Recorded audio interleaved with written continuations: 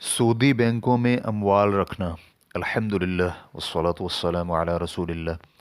सवाल किया गया है, अगर मैं रखी गई रकम पर किसी भी किस्म का फ़ायदा यानी सूद लेने से इनकार कर दूं, तो क्या मेरे लिए सिर्फ़ मामलात के लेन देन के लिए बैंक में पैसे रखना जायज़ होंगे, लेकिन बैंक वाले ख़ुद तो इस रकम से सूद यानी फ़ायदा हासिल करेंगे?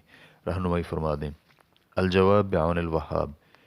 सूदी लेन देन करने वाले बैंकों में अपनी रकम रखवाना जायज़ नहीं, और मुसलमान शख्स के लिए बग़ैर किसी मजबूरी के ऐसा करना जायज़ नहीं है।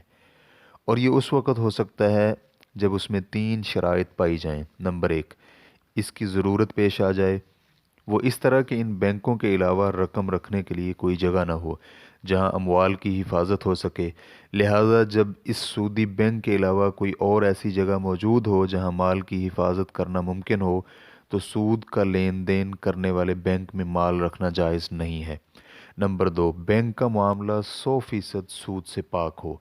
और जब बैंक का मामला 100% सूदी हो, तो उस बैंक में माल रखना मुतलकन जायज़ नहीं, क्योंकि इस हालत में बैंक के अंदर रकम रखनी सूद में बैंक के साथ मुआवनत है, और सूद पर इसकी मुआवनत करना जायज़ नहीं है।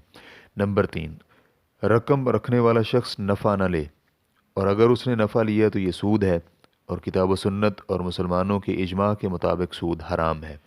और साइल का ये कहना कि अगर वो फ़ायदा नहीं लेगा तो बैंक ले लेगा, ये फ़ायदा नहीं बल्कि ये तो हराम करदा सूद है, और असलन ये बैंक का है, और माल रखने वाले के लिए इसमें से कुछ भी लेने का हक़ नहीं, क्योंकि अल्लाह सुब्हानहू व तआला ने सूद तर्क करने का हुक्म देते हुए फरमाया, ए ईमान वालो, अल्लाह रब्बुल इज़्ज़त का तक़वा इख्तियार करो, और जो सूद बाकी बचा है उसे छोड़ दो अगर तुम मोमिन हो। सूरतुल बकरा आयत नंबर 278।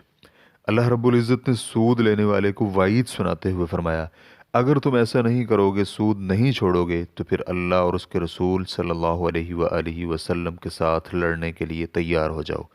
सूरतुल बकरा आयत नंबर 279। और इस पर मुतनब्बे रहना ज़रूरी है कि ये अमवाल बैंकों में रखना शरई माना में अमानत रखना नहीं है, क्योंकि शरई अमानत तो ये है कि आप अपना माल दें और ये माल उसके पास उसी तरह रहे और वो उसमें कोई तसर्रुफ़ न करे।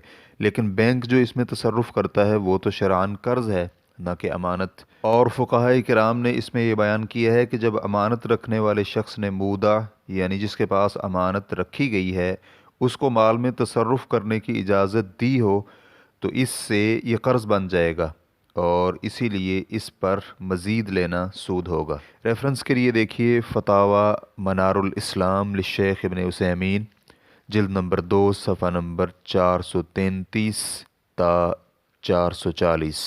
वल्लाहु ताला आलम।